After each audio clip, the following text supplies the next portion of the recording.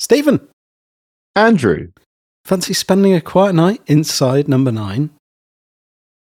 I'm not sure I'm ready, but guess so.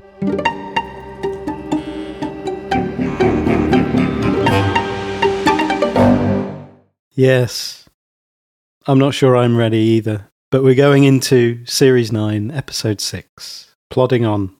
Directed by George Kane, produced by Steve Ride, written by Steve Pemberton and Rhys Shearsmith, and it first aired on the 12th of June, 2024. We were in the whole episode in like this wistful tone. It could get tiresome quite quickly. It could, yeah. No, we'll avoid that. But first, I want to just say a massive thank you to a bunch of people who have sent us money since we last spoke.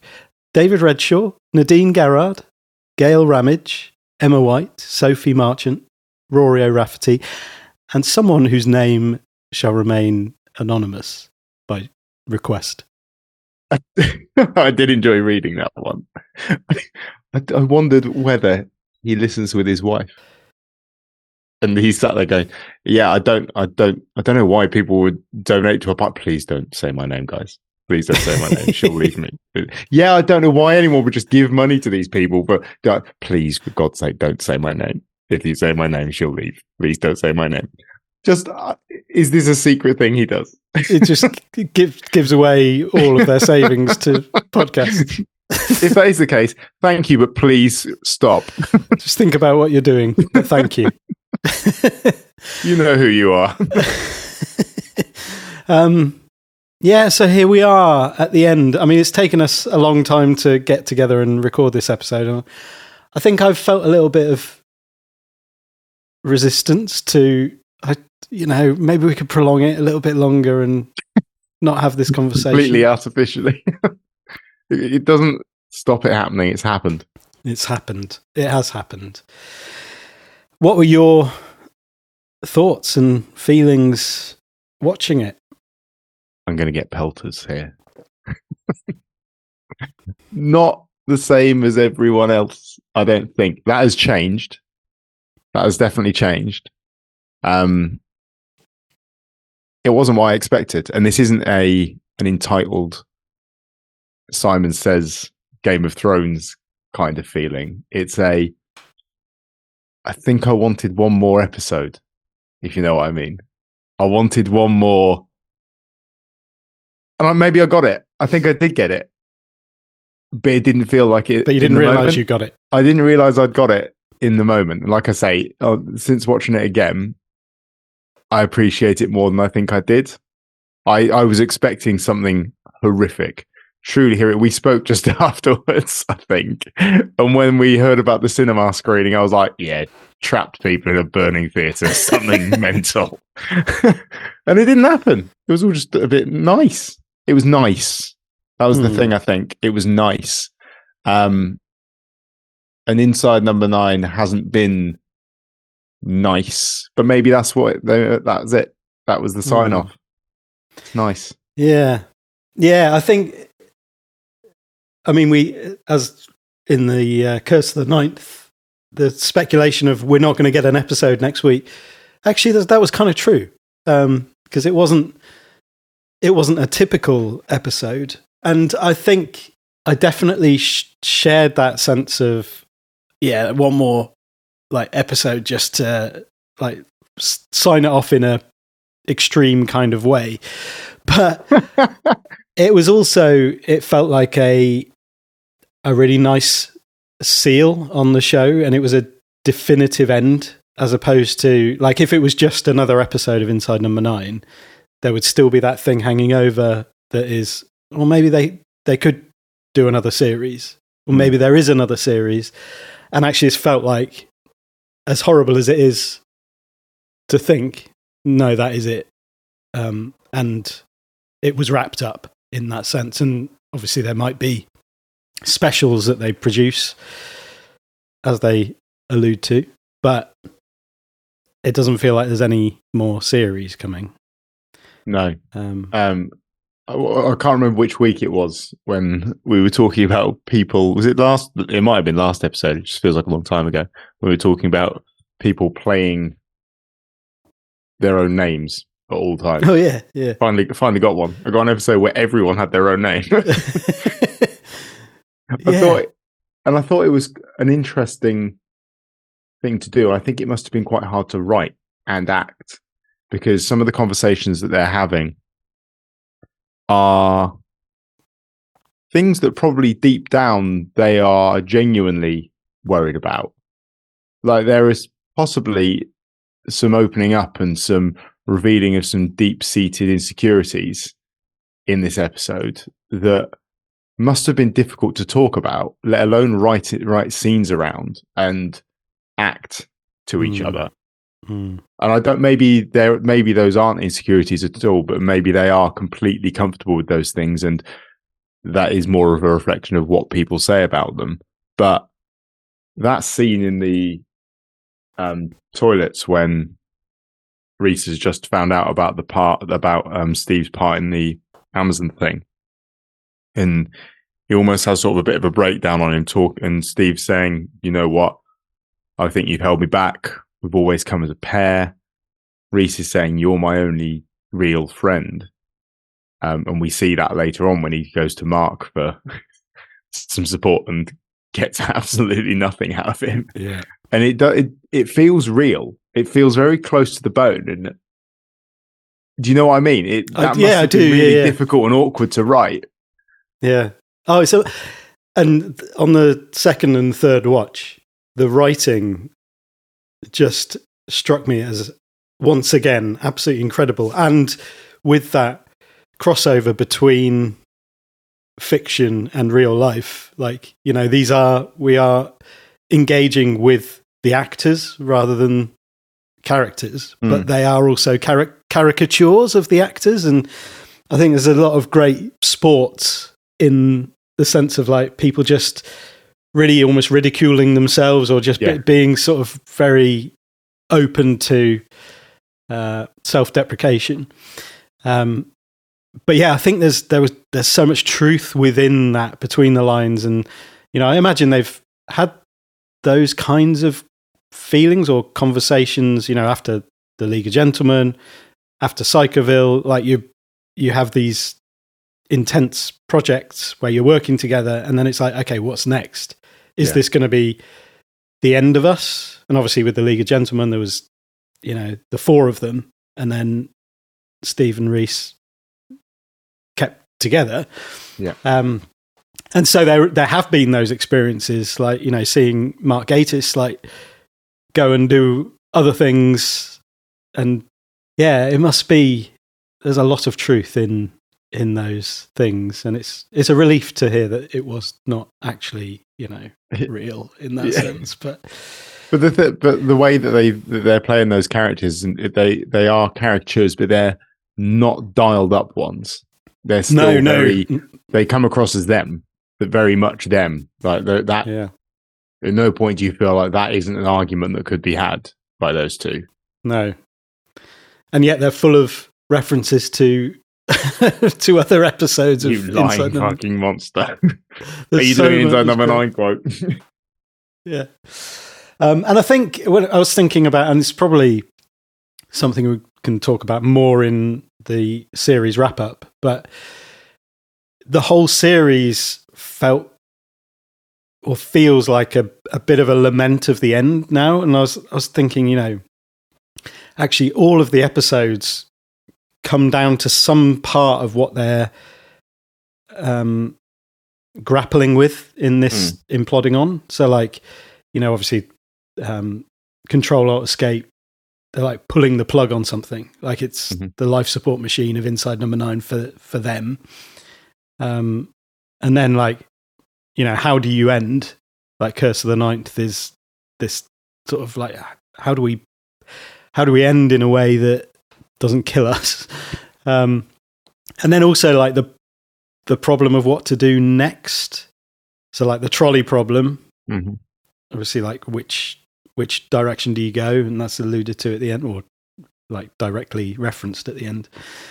and even Boo to a Goose.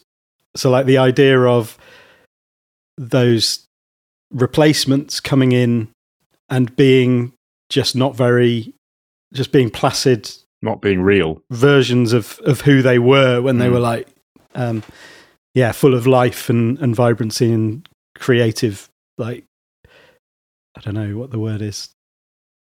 Gusto. I don't think I've ever used that word in my life. However, this episode is sponsored by Gusto. Do you fed up of cooking meals at home? Would you like to have boxes delivered? No, not them. No. Not them. Yeah, and then Mulberry Close. I was trying to. I was going to ask Mulberry Close. I may be sort of trying to lever this in a little bit too clunkily, a bit ham-fisted. But yeah, like don't start using this as an opportunity to reference us. Imagine that. Imagine if we spent this one doing callbacks for stuff from our episodes. That's why it's taken us so long to get prepared for this. I've had to listen to all of them. Mulberry Close. I think like the impact of what others think, and like they're expecting stuff of you for their own entertainment. So like they're watching you, but really it's for themselves. I have to say, this is far better than It's About Communication and It's About Names. You've really come a long way over these 9 series. Really well done. Thanks. Your theme identification has gone up a level. It's quite ends. That's what it is. Ends. It's about ends. No, don't ruin it. Yeah. So I reckon we should just treat this like all of the other episodes and, walk through it and greet it as we do with everything else. Cool. Hello. Sorry, I got cornered by Anne Reid. Oh, Christ. Have you been here ages? No. 25 minutes. There's been 3 number 1s and 1 number 2, so haven't exactly been bored. As with the series as a whole, our first person is Catherine Parkinson. Hooray! How did you feel when you saw her enter the bathroom? Really, really good. It was, and then with the Tim Key reveal as well. Yeah, I wondered I had real questions about what was about to sort of unfold. If we were about to have a scene by scene, how are they going to fit this into 30 minutes? Especially when I checked the time, the first quarter of the episode is spent with Tim Key and Catherine Parkinson, which is a huge amount of time just to have those two talking about cocaine in a toilet stall. Yeah. And yet it was absolutely riveting. It was. Yeah, no, that was fantastic. When I saw Catherine Parkinson walk in, little hairs on the back of my neck stood up. I was like, oh, yeah. It's kind of so she comes in. It's a bit of an unsettling, sort of shaky handheld camera. I hadn't noticed. Yeah, because it felt like it's almost got that mockumentary style camera work. So I was like, okay, someone's filming in the toilets here, like in a kind of The Office style mockumentary.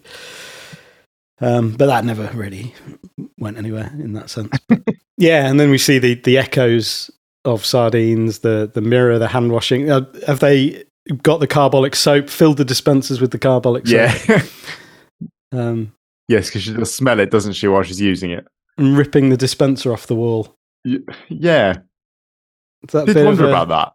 Bit of a, just like getting a memento. I guess so. Yeah. I'll just have this. And then, the toilet stall opens with Tim Key stood there. He's been waiting. He's not been bored, though. There's been 3 number 1s and a number 2. Incredible. In 25 minutes. Yeah. He's going some, isn't he? It wasn't him doing that, was it? Or was...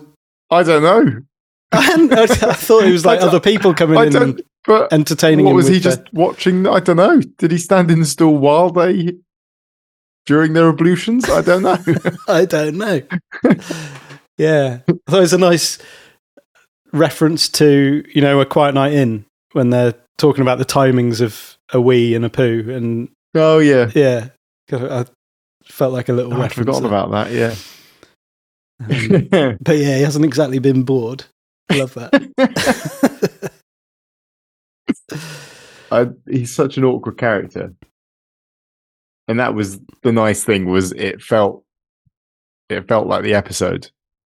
It didn't quite have the same level of awkward, especially when they're in the toilet stall together. It's not quite that bad, but it's still awkward.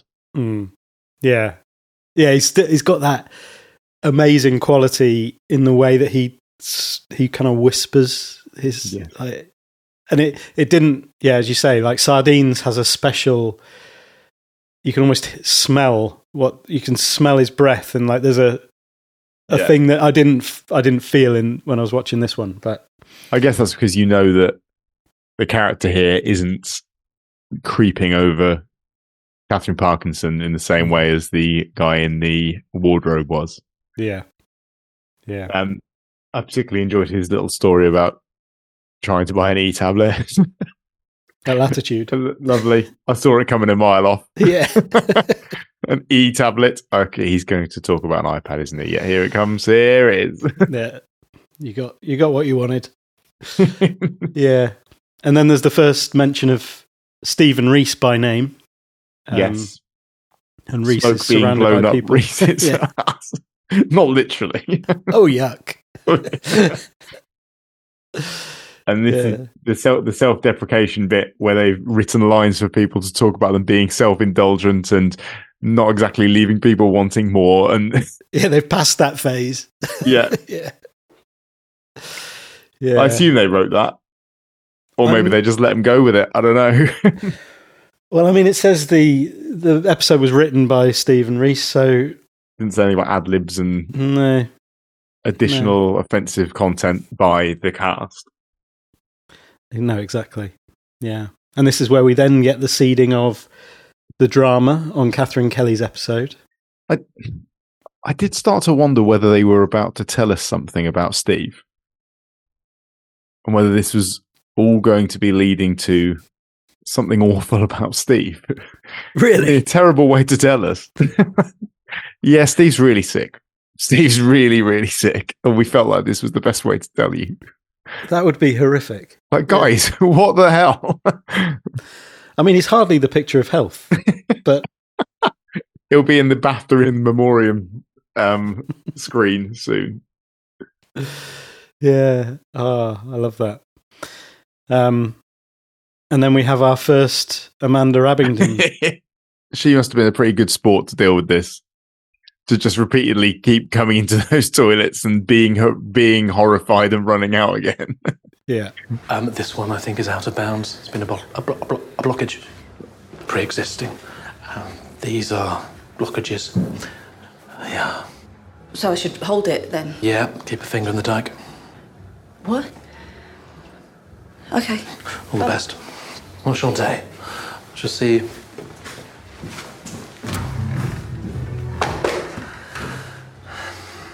Who's that? Catherine bloody Parkinson. I'm Catherine Parkinson. Of course you are. The other one then. I like the exchange between Tim Key and Amanda at this point, where it made me kind of wonder, okay, are the the nines on the outside of the cubicles? Yes. Are they all, because he says they're all blockages. Mm-hmm. And I was wondering, are they all alluding to episodes that never got made? Are they representing like either literally or just, the creative process? No, I like that. It'd be interesting to get people's thoughts on it. But like, are there actual images from episodes themselves? Because I didn't really recognize. The only one was the one from the one that the door they were in was the door from, well, what's the one with the different characters in the head? Thinking Out Loud. Thinking Out Loud. I think that's from that one. Isn't it? Okay, right, yeah. Like the stained glass door. Oh, of course, yeah. But that's not a blockage. That one's not blocked. So maybe you're right. Maybe that's the one that got made, and they're surrounded by ones that didn't. But we could be wrong. Do tell us if you. Yeah, they might all be episodes on those. This is just well out. But I like that. I like that. Let's pretend. Keep your reality to yourselves, you lot. Don't ruin it. He's on fire this evening. Yeah, and I love the way Tim Key puts his hand out to shake Amanda's hand, and it's just very formal. Yeah. Right, all the best, enchanté. Yeah, keep that finger in the dike. Yeah. And then complains to Catherine Parkinson that he's been stuck with Catherine bloody Parkinson. I'm Catherine Parkinson. Which was great, because I remember watching... I've set myself up now. Parascovidi Kodaev. Everyone knows what you mean. And there's a reason that I don't say the name of the one that's about being afraid of Friday the 13th. Yeah. And unlucky things. I remember watching that and first thinking, hold on a second. Catherine Parkinson's already been in one. It's the other one. Okay. Shall we resume the position? Yes. And then they get into the cocaine. I love that when she's like, "Do you have any cash on you?" "Oh, what do I owe you?" It's like first reaction. I must owe her something. And then offers her the toilet roll in her. Too wide? Just putting it by her nose. There are people this would fit. It's fine. And no, it's okay. She's got a Body Shop voucher. Tom and Jerry.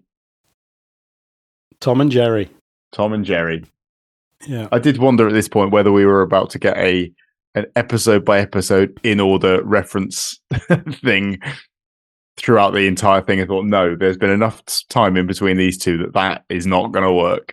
Yeah, we're going to be here for a very long time. Yeah. Although you do get sardines, Quiet Night In. Yeah. Tom and Jerry. Yeah. It didn't happen. No. Maybe that's because that's what they thought, and then thought, no, this is not going to work out very well at all. So we get our first conversation about the Divine Comedy Amazon show that everyone's talking about, and every English person with an equity card's been auditioning for, except for Tim Key, whose agent hasn't even mentioned it to him. Yeah. I like his awkward angry. It's so good. Yeah. And like the way he just rests his head on Catherine Parkinson's head. But again, because he's not in character, that's not awkward. It's just slapstick, isn't it? It's just what Tim Key does. Catherine Parkinson she picks her ear. I don't know if you noticed this. She in a very pronounced way. And I was like, what is she? It feels like there's a point being made there, but not sure what. As if it would be like a direction, as opposed to she's just, picking the top of her ear, I think it is. And we can find out when the script books arrive in the autumn whether that is the case. Yeah.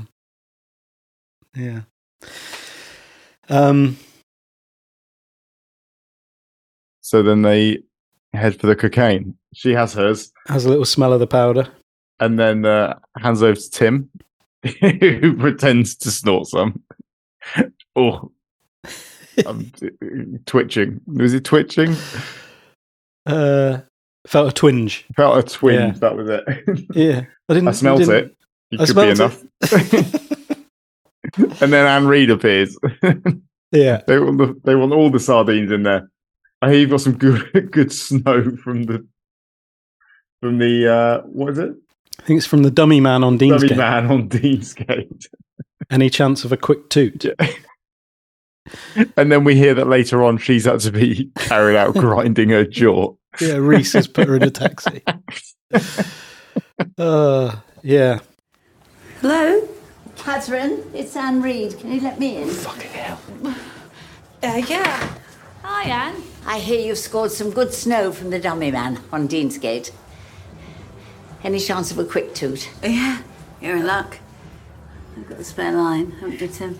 Oh, bliss heaven, thank you. Hello, Anne. Oh, lovely. Oh, careful. Yeah, I think there's enough later to mean that they don't spend the entire episode in that cubicle. No. I don't think so. But we don't see them leave. We don't see them leave. And I don't think we see them in the... Well, other people use the toilets. Yeah. Does Reese use that same cubicle? I think he does, yeah. Is that the one he comes out of? And I mean, Tim Key doesn't have anything to say to those people anyway, so he's probably That's just true. had a little smell of the cocaine and then called his agent and left. Or he might have He's left done his and quick then called loop his and agent. gone. Done his quick loop. And then Reese appears in the bathroom. Our first Reese. Looking for Steve. And who follows him in? Robin Asquith. Robin Asquith, who loves a gender-neutral toilet because it's equality. It's what he likes about it. It's equality. And in fact, he gets to queue up with all the lovely ladies. Yeah. And stand in front of them while you do what can only be described as a little boy wee. Little boy wee. Trousers around the ankles. What a scene. Yeah, I think this was fantastic. This feels like it feels like a sort of biographical I imagine this happens all the time, people pitching in toilets to famous writers and actors. Yeah. Because it was like he followed Reese into the bathroom because he has something, I've got something to talk share. to him about. Yeah. And we get our first mention here of Plodding On. Yeah. And the fact that, and we do get a little seed planted about the fact that the BBC have said they can do specials if they would like to. So it could happen. Yeah. Music to Robin's ears because the bus got episode. Hey. He's got an idea. He's got an idea that's full of some clever wordplay. Yeah. I love Reese's response when he feels very understated when he's like, oh yeah, some of the fans were disappointed we didn't actually do it. Yeah. Like, full well.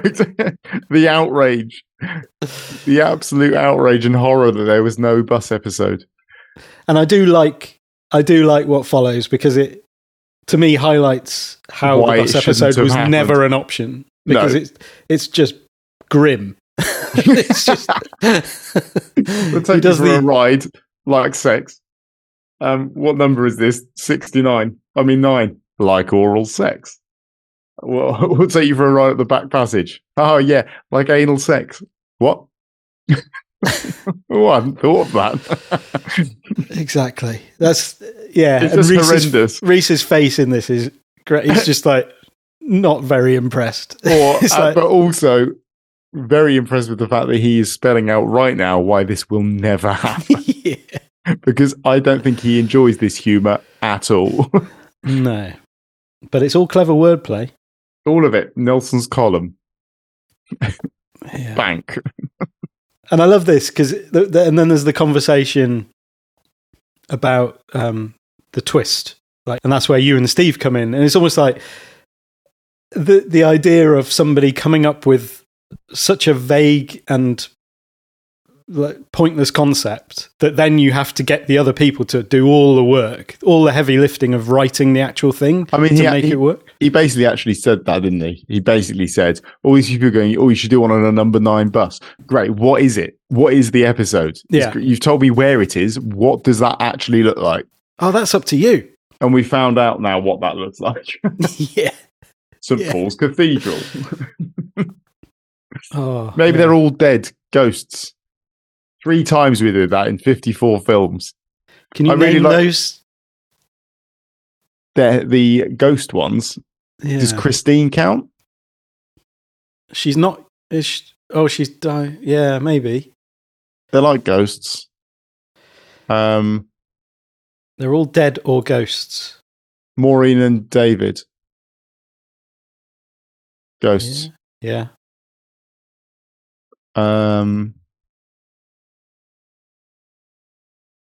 Control Alt Escape isn't really ghosts, is it? No.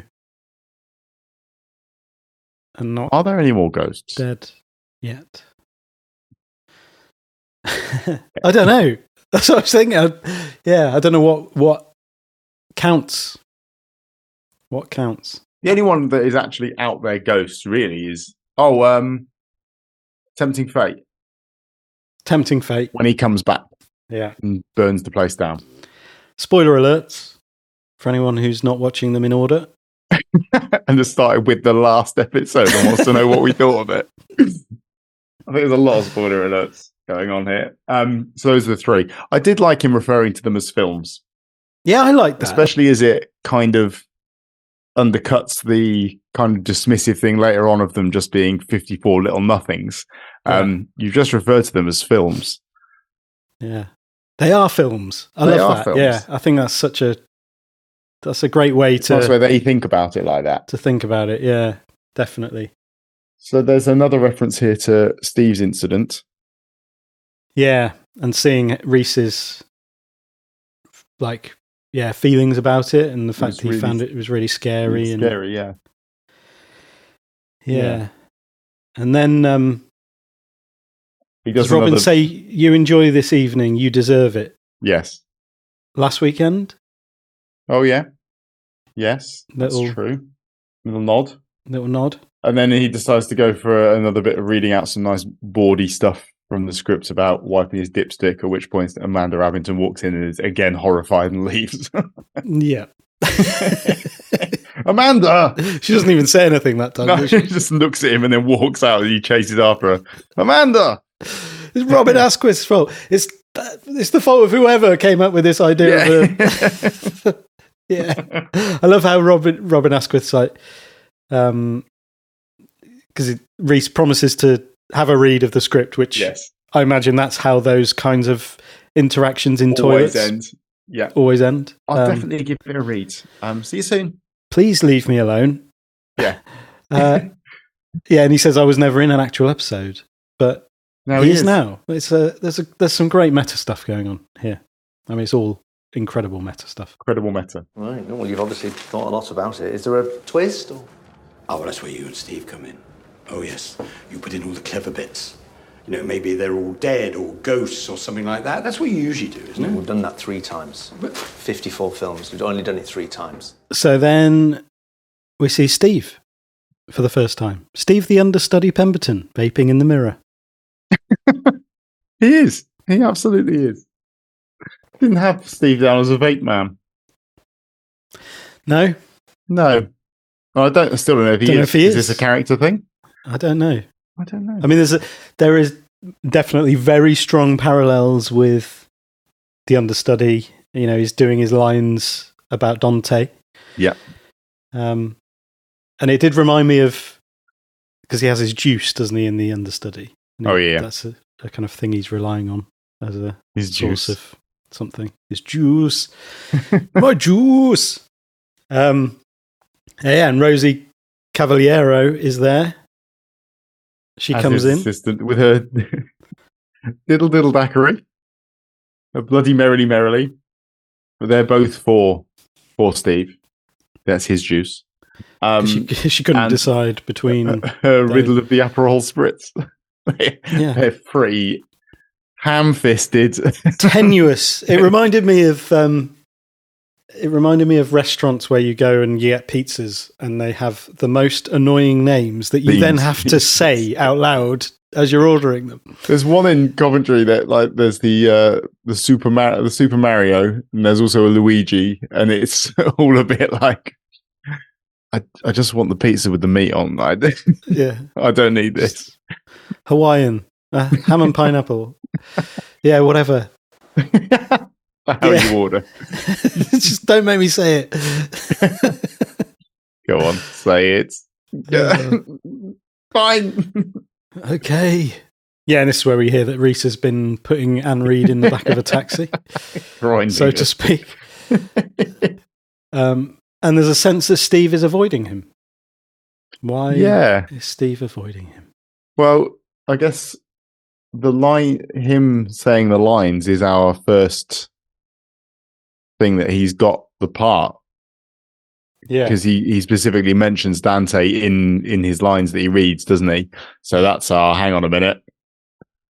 Steve's heard off to this do before. it. Yeah, we've heard about Dante, and we've heard about someone getting a part. And he's auditioned for Virgil. And so has Rosie. Well, Rosie's done a tape maid. audition for one of the maids. Yeah. Is Rosie Cavaliero generally typecast as a maid? I don't know. It's really interesting. Like, and that reference to Monica Dolan as well, because they're probably quite similar. They do probably go for quite similar roles. Yeah. And again, just really nice, self-deprecating, like her being willing to do that. That. It's just really nice as herself. Yeah. And then we hear that this seizure that everyone's been talking about, he pretended. It's another fantastic Steve Pemberton performance. Another fantastic Steve Pemberton performance that has gotten everyone talking. Yeah. We're all talking about that one. Yeah. And then there's this line that has gotten everyone going back to Control Alt Escape and seeing if they can find the moment where a stand-in had to film some rear-facing scenes. They knew what they were doing there. Yeah. But I like the idea that there isn't one. Like puppets. Yeah. Just like, okay, put that Easter egg in there, and I imagine you could look at BBC iPlayer statistics for views and people stopping at little points in it and find that, that's happening a lot. Yeah. Yeah, I love like Rosie saying, I bet you were brilliant, when he's talking about fainting wasn't enough. He had to sort of take it to another level. Hamming it up. Yeah. So he's off to LA for 7 years. 7 years is a long time. It is. This must be quite a big production. And I assume it could at any point just be pulled by Amazon going, nah, not getting the figures we want. Yeah. Off we go. Off you go. And we don't know who's playing the maid. Could you just you speak to Monica Dolan? Is she here? You got her number. Yes. It's the little hopeful sort of pricking up of the ears when he mentions that they need the maid part. Yeah. There's a few because Emily Howlett asks whether there's a part in Plodding On as well, like later. So there's again like bringing in the references to the industry episodes, I guess. Yeah. Or just having some fun with people in the industry and how everything always comes back to have you got a part? Hey guys, can you use my script? Can you give me a part you think? Can I? Yeah. There's so much of that. It's great. So she's directed to go and get Steve's shoes and opens the box to find a Lacochette turd in a box from Jack Whitehall. Although what went on in Lacochette was not that sort of turd in a box. It wasn't. I think it may have been slightly runnier than the one Jack Whitehall used, but I don't know how you buy a fake box of diarrhea and trick someone with it. That would be one of the worst things. Yeah. Because then your thought process would be, do I do a fake one or do I just go all in? Is that to a shoebox, which aren't generally well known for being watertight? No, diarrhea proof. I feel like they should be, because that's something I'd want my new shoes to be protected from. If I'm honest, diarrhea from the outside or the inside. Oh, exactly. But I'm not. Yeah. Good point. Thank you. So he talks a little bit about comparing the Amazon series to the pathetic money that's on offer from the BBC for Plodding On. And he kind of says, after 25 years, I've finally got to put myself first, whilst she's dressing him. Yeah. Jacket. Yeah, jacket. Yeah, that was a reference to, I've been working with him for 25 years, got to put myself first for once, haven't I? Like that I recognize that line from somewhere. I'm pretty sure, or like that idea. I've got to put myself first for once, and it had really strong Mig vibes from Tom and Jerry. Like the way that the way the tone changed was brilliant acting. Became like dark, really dark. Like, and Steve Pemberton has that ability he to does just dark well and to flip from everything's okay to the guy did write a part for himself as the devil in an episode, so he does dark well. Yeah, it was just brilliant. Yeah, but I feel like I recognise that. I've got to put myself first for once, haven't I? I don't know what it's from. Tell us if you know. Yeah, do get in touch. I mean, it's not like you go around using people all the time, is it? Exactly. Been working with him for 25 years. Got to put myself first for once, haven't I? Do you ever wish you could smell who's at the door? Well, now you can. There's a new door camera that not only lets you see in crystal clear HD, but also has an aroma feature that lets you smell who's there through the app on your phone. Imagine knowing it's the pizza guy just by the delicious scent. Plus, it offers real-time alerts and two-way smell-o-vision, so you can unleash one of our unique range of fragrances to scare visitors away, even when you're not at home. They're called Sniff Guardian door cameras. Check them out at sniffguardian.com and take your home security and your senses to the next level. When this episode aired, did you immediately go into the mode of, right, I'm going to need to write an ad to go into the middle of this episode? I kind of did, yeah. You didn't say terms and conditions apply, so I assume terms and conditions do not therefore Terms apply. and conditions do not apply to this. This is great. This is better than bunches of knives. Do you like that concept? I kind of like that concept. But the thing is, smell-o-vision door cam kind of would only be useful for answering the door when you're not there. So you'd be ordering pizza to your house. Otherwise, you just open the door and smell it. Why do you... Yeah, maybe. But I like the idea of... Otherwise, you're just really annoyed that there's pizza being delivered and you're not there and it smells really good. Oh, yeah. Yeah, you could prank people by sending pizzas to their doors and then be like, oh, it smells amazing. Sorry, knew you were away on holiday. Yeah. But no, I like it because it's a workable business because you could have like a whole bunch of fragrances that can be unleashed on people. So you is that how you treat? Well, if there's nice, I like to wear Davidoff Cool Water because I like to unleash scent on people. It's quite aggressive. No, it's for baddies, not goodies. It's like for people that you don't want at your door. Pepper spray. Yeah, why and not if there's like pepper spray for like people trying to break into your home, who famously ring the doorbell. All right. Yeah. So we see Nick Mohammed. You can't just walk away from that. But you have. Nick Mohammed. We've got to. Recording a podcast in a toilet, which is probably the worst place to record a podcast, is in a toilet. The acoustics are not ideal. I liked his little microphone with the USB cable that goes into the side of it. I thought it was quite interesting.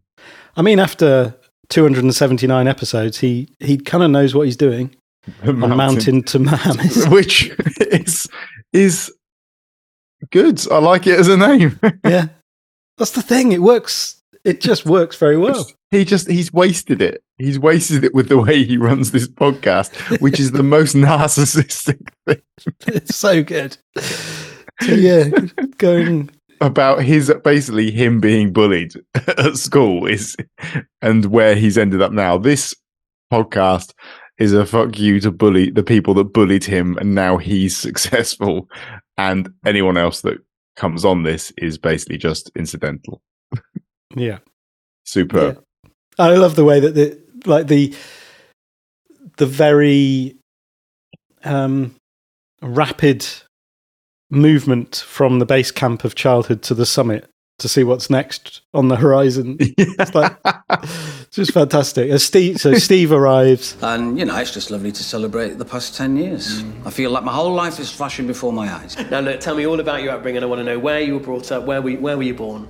So I was born in Blackburn in Lancashire. Now, that's interesting. So I was born in Leeds, which is obviously the other side of the Pennines, before going on up to Durham to read geophysics. So I'm not actually that familiar with Blackpool.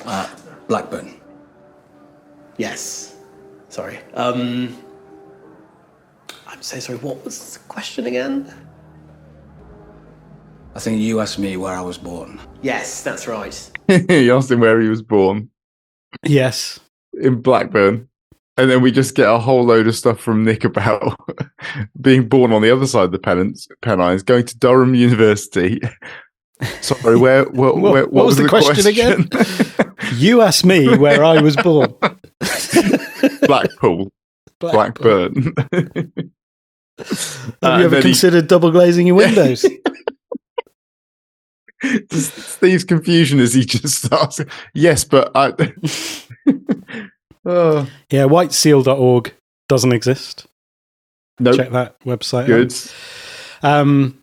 There was also the Christine reference when Steve said he feels like his whole life is flashing before his eyes. Nice. That's that nice. One. Yeah, and it turns out... And this whole thing is a Simon Says 100% thing. Yeah. And so, he reveals to Nick that he has the Amazon part. So I assume this is his exclusive through the Mountain to Muhammad. This is him telling the world that he's going to be in this Amazon shot. That's the place to do it.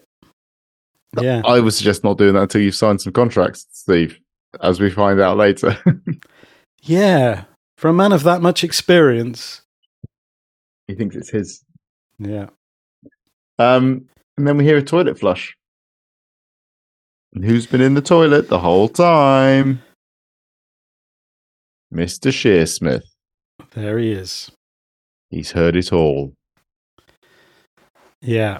And Steve he keeps going with what he's saying and then tries to backtrack slightly by saying, there's new ways of communicating, like emails and Zoom. Having a conversation with someone else in the toilet and you overhearing it. That's a way of communicating. That's a way of communicating. This is about communication in many ways. Is it more like this whole, to be honest, 55 episodes are all about communication. Yeah. Without communication, there are no episodes. It's very clever. I don't know how you can be so ridiculous yet correct, 100% correct at the same time. This is what you get from the number one absurd podcast. Yeah, and then Nick makes it all about him again. Yeah, auditioning for Lasso. Stunning. Yeah, it's great.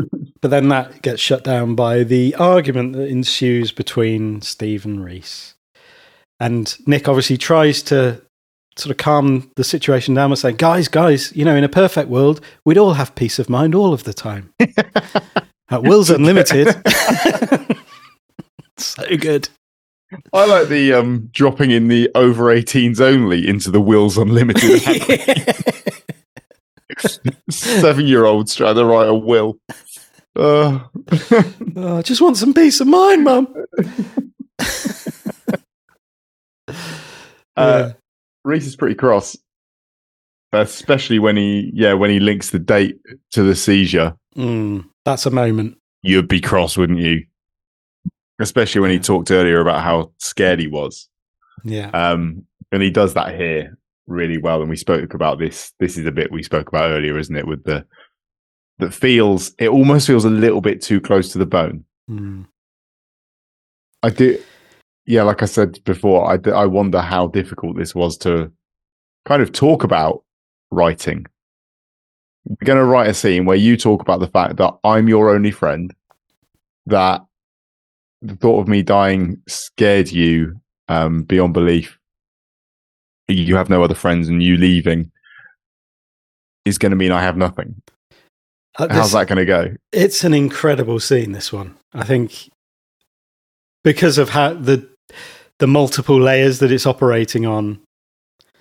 And as you say, that sort of that real life aspect to it, because there must be that. What's the less humorous version of self-deprecating? Is it just kind of like self-reflection? Is it, because there is a certain element of that, isn't it? It's creating a situation out of potentially exaggerating real thoughts and fears and like almost caricaturing it, but not in a funny way, this is what people say about us, and there's probably an element of truth to it. Yeah. I don't know what it is. What do you call that? Because I don't think it's something that people do very often. Candor. It's a vulnerability about something that is probably shared feelings that everybody has. But not in a sort of funny way. No, that's a good question. I don't know. Don't know what that would be categorized as, But he didn't smash his head in with a BAFTA. He didn't. Which was, Nick Mohammed's last contribution to the situation before he then leaves. Which is followed immediately with the "you lying fucking monster." Yeah. Oh, good line. From the Bill? Yes.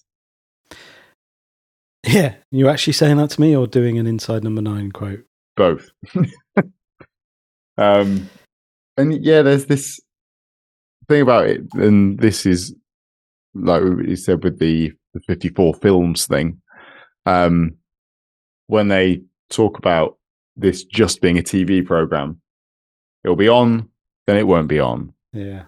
Undermining that sense of kind of big art that 54 films kind of suggests. Abington's back. That felt like, she is. And she is growing a monkey tail. Yeah. And she's off again. I'm very happy that you're going to go off and work with exciting new people and earn lots and lots of money. It must feel very important. Well done. But at the end of the day, Steve, it's just a television programme. It will be on and then it won't be on.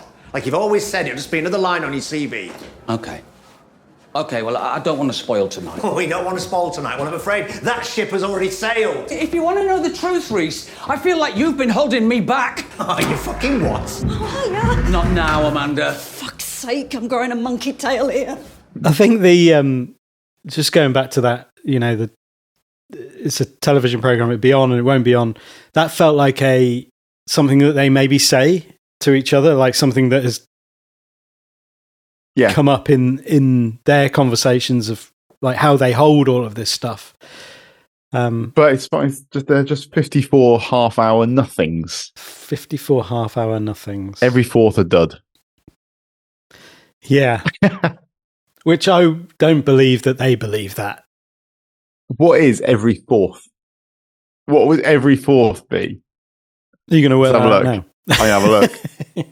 Last gasp would be the first one, probably. So, 1, 2, 3, 4. Last gasp, yes. 1, 2, 12 days 3, 4. 12 days of Christmas. Okay, it's fallen down already. 1, 2, 3. Seance time.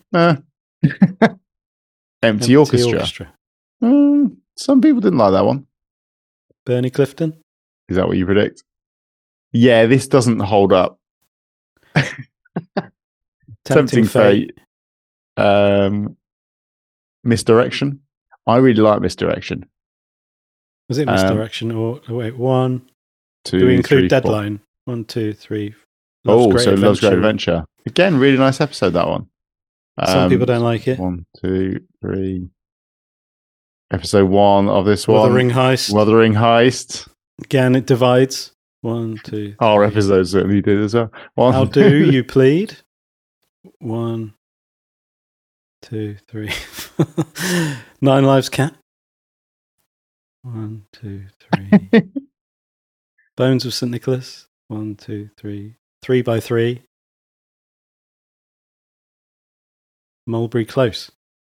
I don't think that doesn't hold up as a theory, I'm afraid. No, sorry guys. Sorry to rain on your parade. No. But that long drawn out little section of this podcast has shown that is in fact false. You've been fact checked. Fact checked. There was another when they talk about Reese says, "I'm not just," or do you think of me as some project or something like that? Mm-hmm. Am I a science experiment? Is it I'm a science? Oh, experiment? is that from Random Act of Kindness? Well, 3x3 or 3x3? Oh, the science experiment. Yes, because she's a science experiment, isn't she? She is. Yeah.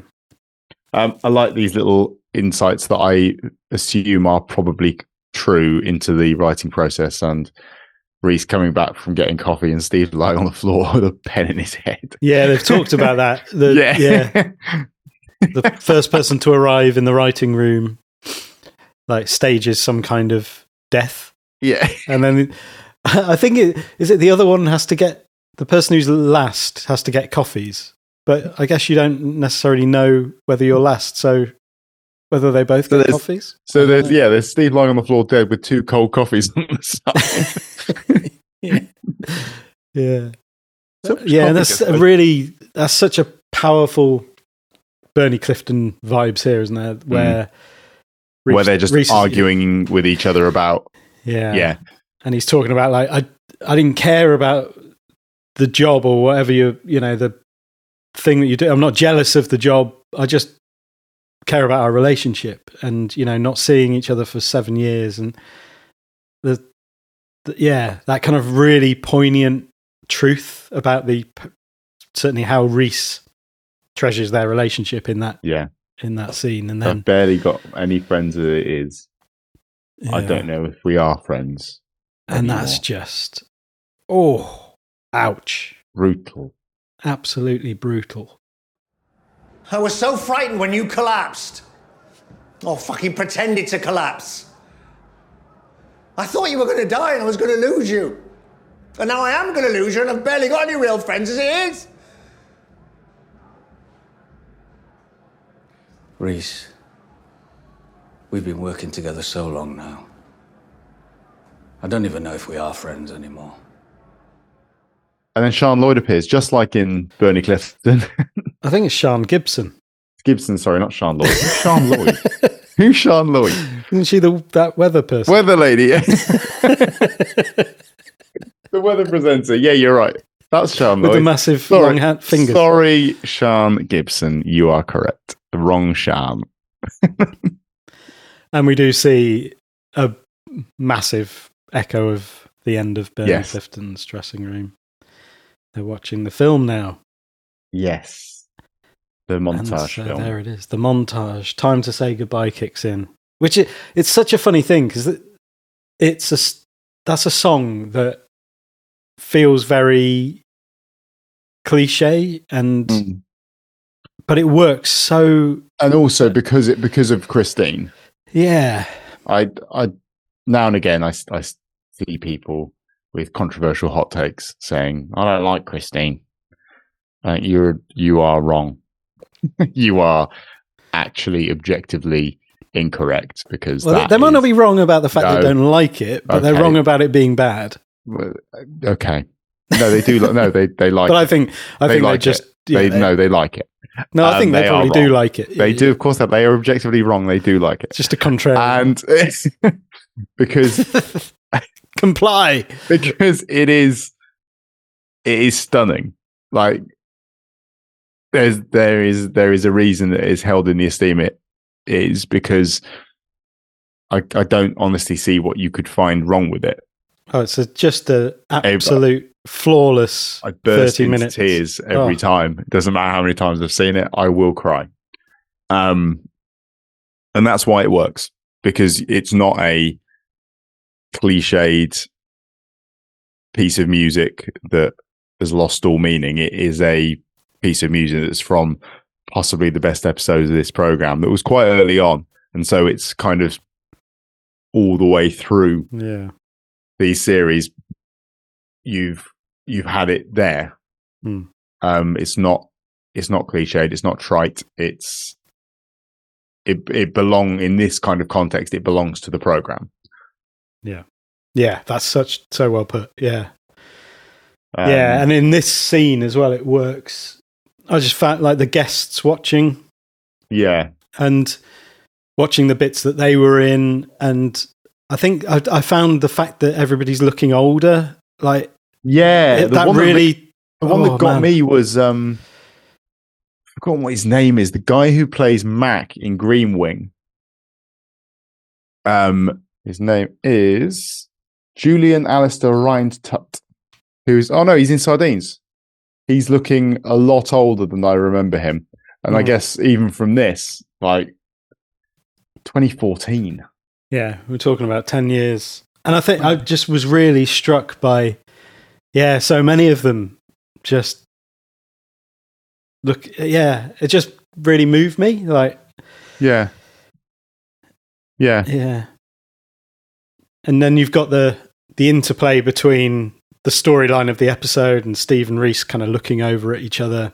It's like a romance, and the couple have fallen out with each other, and the glances across the room at each other. It's nice. And then Janet appears. Emily Howlett. Yes, she does. Yeah, that's after Steve goes to the bar. Yes. Yeah, Steve goes to the bar and speaks to Jason Watkins, who knows how to claim your taxi money back. I love that. Like, that's basically, he's still playing his character in the bill, isn't he? Yes. And even that start bit where he's been charged for 2 Cokes, and there's 2 Cokes sat on the bar. Yeah. So, well, you've been charged for those. Whether you've asked for them or not, maybe that's a different thing. But yeah. And it turns out Rosie Cavaliero has told him, because she promised to keep it a secret earlier. And is now going around telling everyone there. Yeah, because other people know as well, don't they? Everywhere, absolutely everyone knows. Yeah. Janet doesn't know, because she arrives with congratulations. Yeah. Lovely throwback. She comes across as absolutely lovely. Yeah, I love that scene. Yeah. And I love Reese engaging with the sign language as well. And just this is just a normal thing that happens in a television program, that 2 people cut to doing sign language with each other because one of them can't hear. It was just nice. It was great. Really nice. Yeah. And then there's that, again, bringing in the music. There's the key change part of Time to Say Goodbye and the Wuthering Heist. Yes. Like the explosion, slow-mo explosion. Yeah. Like, it's really nicely timed. Perfect timing. Yeah, really, really enjoyed that. And that was after because there was the Christine, when she says goodbye everyone as well. Yes. Like, just slightly earlier than that, where again it's like amplified, and I just goosebumps immediately. It's just so good. I think Wuthering Heist is a bit of a dark horse episode for me. I think I need to go back and watch it again, because I think it's brilliant. It's so ridiculous, but it's almost clever ridiculous. It's cleverly absurd. Like this podcast, the number one absurd. Yeah, I think it's I do have some slightly sort of traumatic memories associated with it. Don't try and pin those on me. No, it was. You agreed to it. We did. We agreed to do those immediate reaction episodes, and for me, that like all I can think of when I start watching Wuthering Heist is that review. Oh, we're gonna have to go live. We're gonna have to work out what this is about. We're gonna have to go live immediately after. What are we doing? Yeah, you just got like an internal monologue of yeah, exactly. So they kind of go their separate ways at this point. Steve gets a call, and disappears off out back. And he comes back and he goes and takes his call, doesn't he? And then comes back in and looks for Reese, but Reese has disappeared somewhere. We get the shot of the cake on the table and the posters. Yeah. And Reese is in the toilet cubicle on the phone to Mark Gatiss. And this is horribly awkward. Yeah. And brilliant. And and kind of horribly confirms that Reese doesn't have any other friends, because this is the one person you thought he probably would be able to rely on. Yeah. Who wants literally nothing to do with whatever he's working on next. Unless Steve's involved, maybe. Yeah, maybe. But he doesn't want to say it outright. Yeah. Put it through the proper channels. So it's makes easier it easier to say no. Yes. Yeah, and then doesn't hang up properly. Nice talking, love. Was not hanging up properly, is that a reference to some? I feel like I've seen that somewhere as well. I think you're looking for things now. I am looking for things. There's things to see. You're looking for things. That's what this whole episode's about. That's what this whole podcast about. Yeah, everything's about that. God, mate. No, you're not looking for things. You're just hunting for things to talk about. Yes. Ideally, we would just sit We're here nearly 100 for episodes 45 minutes in silence. Sometimes I get a bit sick of you looking for things to talk about. I've had nearly 100 episodes of this nonsense. Just because you are constantly looking for things. The awkward goodbye, love, goes to hang up. Oh, that was close. Yeah, well, that's close. Fucking hell, that was close call. You haven't hung up. And then finger. Just the finger. I like that we both did that then. No one can see this. Pointing our fingers at each other. Yeah. As if like it did not appear, not letting your face appear back on the screen somehow means you might believe it's not you. Yeah. The other person might not believe it's you. Yeah. Okay. Enjoy tonight. Will do. See you, Mark. Yeah. Bye. Fucking hell, that was a close call. Mark, you've not hung up properly. Yeah, I read somewhere that because the montage film ends with Love's Great Adventure with the Good Riddance. Good Riddance, yeah. Someone had written somewhere that Plodding On was a potential title for Love's Great Adventure. Okay. I don't know if that works. True, but it makes a lot of sense, doesn't it? Well, because it is just an episode about mundanity, really, isn't it, of every day. It gets taken up a notch when someone runs over a drug dealer, but... well, I wonder why, if that's true, why they replaced it, because actually I think I prefer Plodding On. Love's Great Adventure doesn't necessarily... You don't associate that title with that episode. No, I was thinking that earlier about A Random Act of Kindness as well. I always forget that episode because I don't necessarily tie it to it. Yeah. Yeah. I do quite like it though. Love's Great Adventure. I like it as well. Yeah, I think because the Great Adventure is just that is in the mundane. I think it just feels like a nice slice of life reflection of the sorts of things that happen to people. And that's where the adventure is. Yeah. But yeah, Plodding On would have worked nicely too. Plodding On. Yeah. And then Steve enters the toilets. He's figured out that's where he'll be. He's always there. If you can't find him, he's probably either on the phone in a cubicle or 2 number ones and a number 2. I don't know. 2 quick fire references from behind the toilet door. Oh, we haven't done these ones. Cold comfort, quick. So you get some tablets. Don't. Yeah, don't. Mum's ordered me a biryani. Yeah. There's been a twist. Has it been seeded? Yeah, yes, quite heavily. Yeah. But no, unfortunately not. So Steve has to re-audition because someone else has thrown his hat into the ring. Tim fucking Key. Tim fucking Key. And he's going to get it. He's going to get it. The director's really excited about Tim Key throwing his... yeah. We missed the stakeout reference. The unfortunately, unfortunately. Fortunately, unfortunately, that's true. Yeah. So there's three very quick. 3, and then Plodding On, double D. Yeah. Let's say random act of kindness. Yeah. Love's act of kindness. Goes for a starting if you're going to cry. Don't. I'm glad Reese put his foot down there because it's like, don't. I think everyone was thinking, don't. Don't. I like that. I like that they know, right, this is a scene that's towards the end, and there is every chance that we could end on that, and that would be one of the worst things we could do. So let's seed it and then stop it very quickly. And they did finish the credit closing music after the on the buses is that. Yeah. Which is right. Tears of laughter, yeah. Which is fine, yeah. It is.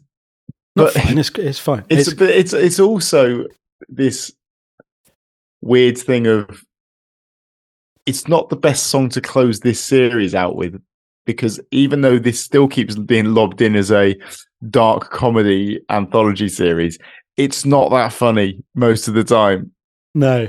There's humor within it, but it's not funny. It's not a comedy. No, if you come to Inside Number 9 looking for comedy, you're gonna just be looking for things. You're going to be spending your whole time looking for things.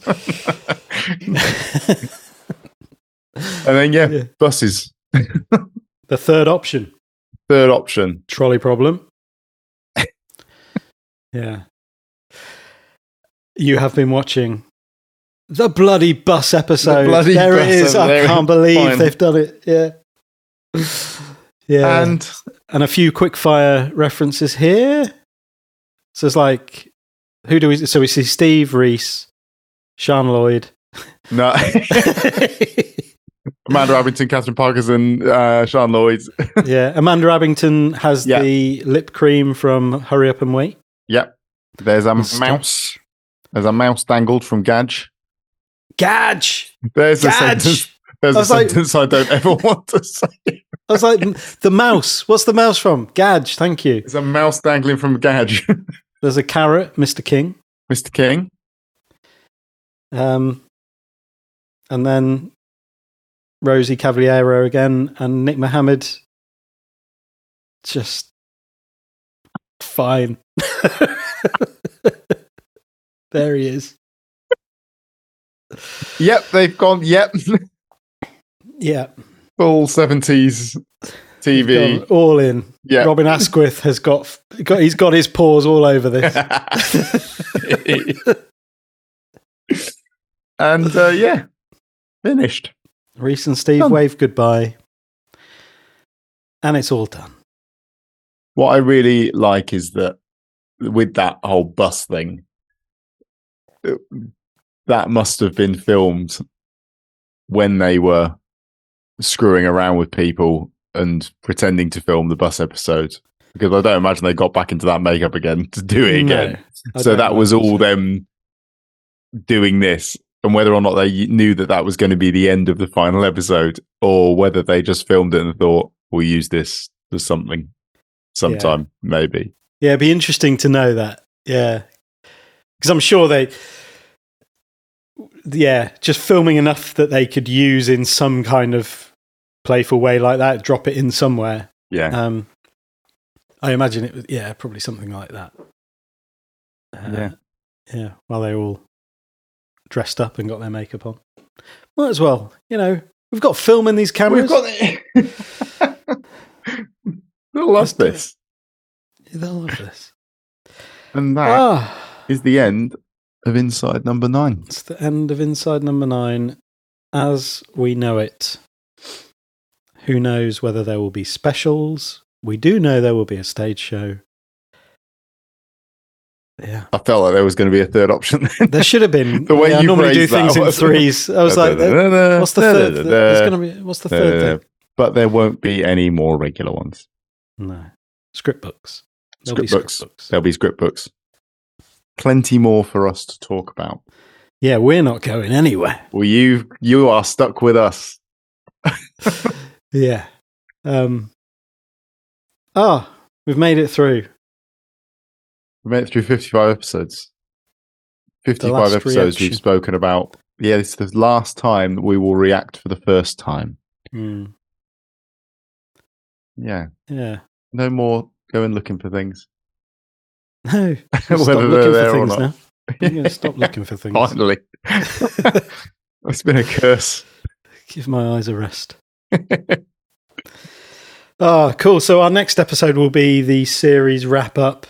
We've already had, a bunch of great emails and messages on Twitter and YouTube. So if you would like to, reflect on anything from this series, anything we can read out your name. We can not read out your name. It's all up to you. Just let us know. If you want us to keep it secret, we can keep your name secret. Look at these people sending in their thoughts about the show, idiots. Please don't tell them I sent in my thoughts about the show. So we'll record that next week. So get them in as soon as you hear this. If you have anything to add about what you've seen or what you've heard us talk about, and we will try and draw that together in some kind of coherent way in the next episode. And if you would like to financially support us and keep the whole thing going, then we will drop a PayPal link in the show notes and read your name out in the next episode, if you would like us to. Again, it's a consent thing. Fully. To be honest, are we assuming that people do want their name read unless they say otherwise? You don't have to leave a note saying, please read my name out. Oh, yeah. No, my assumption is not even necessarily that you want your name reading out. It's just you don't mind if we do. I want to read your name out to say thank you. Yeah. If you don't want to hear your name, or if you don't want your wife or husband or partner or whoever to hear the fact that you've given us money, then just let us know and we'll keep it. We'll keep it between us. Yeah, it's fine.